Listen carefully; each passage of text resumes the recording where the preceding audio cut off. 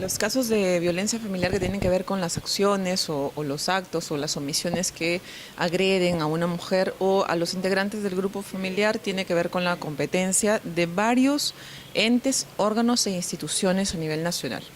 En esta oportunidad estamos tratando el tema de la competencia de los juzgados de familia o los juzgados que hagan las funciones de estos, de los juzgados de familia, en los casos de violencia familiar.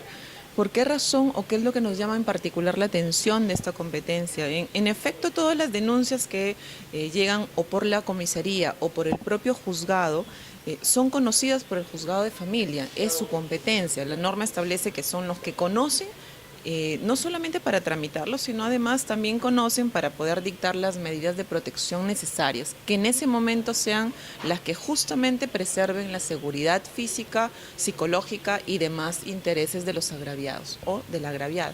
Yo creo que probablemente el tema de, bueno, la ley de violencia familiar, la 30.364, que es la que regula en este caso la prevención, sanción y erradicación de la violencia contra las mujeres y los integrantes del grupo familiar, está vigente desde diciembre del 2015, ¿no? Entonces, es una norma, digamos, muy interesante, muy rica en cuanto a su contenido, que seguramente implica una implementación en el camino, porque hay muchas competencias incluso de varios ministerios, ¿no?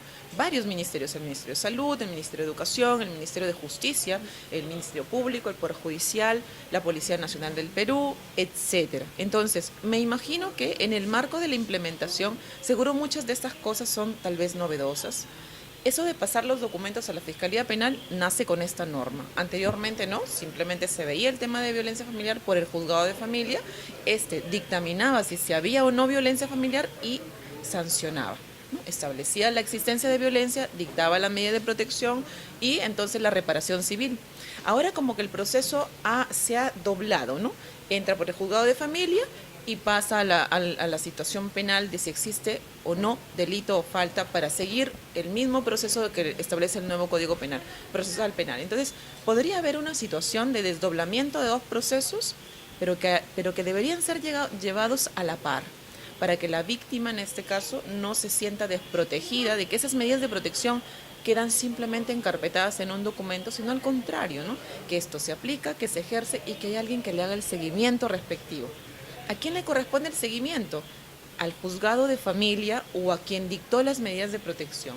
Y eso es justamente algo que venimos a enfatizar con esta charla, con esta conversación que tendremos con los abogados, ¿no? El seguimiento de estas medidas de protección que estamos impulsando a través de capacitaciones, charlas y demás escritos, justamente apunta a eso, ¿no? A que no se quede en el documento la medida de protección, sino más bien que la persona, en dos lados, la persona agraviada se sienta protegida, pero además que tiene en el Estado una institución que además se preocupa por preservar su bienestar, pero además por la parte del denunciado o denunciada, porque con esto entonces le impulsa a que esto lo evite, ¿no? Le reprima para unas posteriores ocasiones. Si no se va a ver en la práctica que actuamos con los casos de violencia familiar, estos van a continuar.